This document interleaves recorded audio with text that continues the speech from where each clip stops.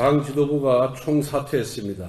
이제 비대위 구성으로 당 수습에 나서야 합니다. 당내 혼란을 막고 신속한 의사결정이 이루어질 수 있도록 최선을 다하겠습니다. 아울러 우리는 집권 여당으로서 흔들림 없는 국정을 위해 당정 간의 소통을 강화할 것입니다. 어제 국무총리에 이어 오늘 경제부총리 그리고 교육부총리를 만나 산적한 민생 문제에 대해 협력하자고 말씀드렸습니다. 의원님들께서도 오늘 의총에서는 분열적인 의견보다 이제 수습을 위한 건설적인 대안을 내주시기를 부탁드리겠습니다. 우리가 처한 상황이 아무리 어렵다고 해도 정치는 주어진 조건에서 최선을 다해야만 하는 것입니다. 지금은 단결과 화합이 필요할 때입니다. 당과 나라를 위해 지혜와 힘을 모아주시기를 부탁드리겠습니다. 오늘은 탄핵 소추안 가결 이후 더불어민주당 이재명 대표의 여러 가지 월권성 발언들에 대해 한 말씀 드리겠습니다. 몇 가지 제안은 환영합니다만 벌써부터 대통령이 다 된 듯한 대통령 노름에 빠지지 않기를 바랍니다. 먼저 이재명 대표는 한덕수 총리에 대해 탄핵을 하지 않겠다고 선언했습니다. 국정 혼란을 극복하기 위해 그 발언, 그 약속 반드시 지키길 바랍니다. 그런데 이재명 대표는 한덕수 권한대행과 관련하여 현상 유지 관리가 주 업무라는 월권적인 발언을 했습니다. 무엇이 현상 유지이고 무엇이 현상 변경입니까? 이재명 대표는 추경이 필요하다고 언급했는데 추경은 현상 변경입니까? 현상 유지입니까? 그리고 그 현상 유지인지 변경인지 그 기준은 누가 정합니까? 결국 민주당의 당리당락에 따라 권한대행의 권한을 제약하겠다는 뜻입니다. 과거 노무현 전 대통령 탄핵 국면에서 고건 권한대행이 제2요구권, 즉 거부권을 행사한 바가 있습니다. 박근혜 전 대통령 탄핵 시국에서도 황교안 권한대행은 헌법재판관을 임명했습니다. 즉 제2요구권이나 임명권이나 모두 대통령 권한 중의 일부입니다. 이 중 일부만 취사 선택해서 행사할 수는 없는 것입니다.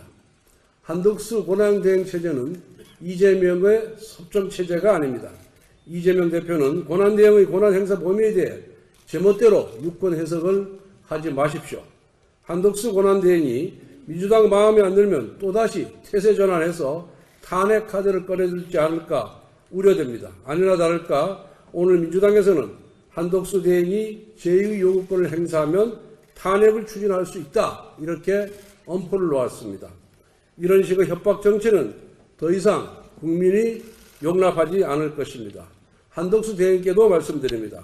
대통령 권한대행으로서 나라와 국민을 위해 헌법과 법률, 원칙이 정한 범위 내에서 당당하게 권한을 행사해 주시기 바랍니다.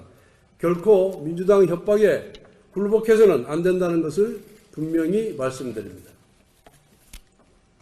이재명 대표는 국방부 장관 임명은 필요하다고 주장했습니다. 저는 탄핵 표결 이전부터 국방부 장관 임명 필요성을 주장했기 때문에 이 부분에 대해서만큼은 이 대표의 입장에 공감과 환영의 뜻을 표합니다. 지금은 국정 혼란 상황입니다. 안보까지 흔들려서는 절대 안 됩니다.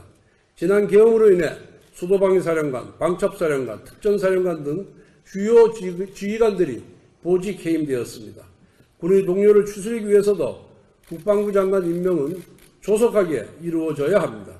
아울러 치안을 담당하는 경찰청장 임명도 시급합니다. 국정 혼란을 수습하고 국민의 일상을 회복하기 위해 안보와 치안부터 튼튼하게 해야 합니다. 국가의 안보와 국민의 안전 앞에 여야가 따로 있을 수 없습니다.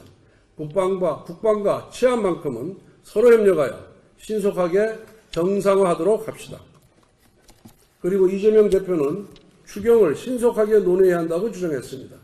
본회의에서 본인들 마음대로 감액 예산안을 낮추기 통과시킨 지 고작 5일 지났습니다. 본 예산을 처리한 지 고작 5일 만에 추경을 논의한다는 게 말이 됩니까? 분명히 말씀드립니다. 감액 예산안의 일방 처리에 대한 민주당의 사과와 반성이 우선입니다. 특히 예산 삭감으로 인해 피해를 보게 된 취약계층과 서민들에 대한 사과가 필수입니다. 정부는 야당의 주장에 흔들리지 말고 민주당이 일방 처리한 예산안을 토대로 민생 경제를 살리기 위한 경제정책 수립과 예산 집행에 만전을 기해 주시기를 당부드립니다.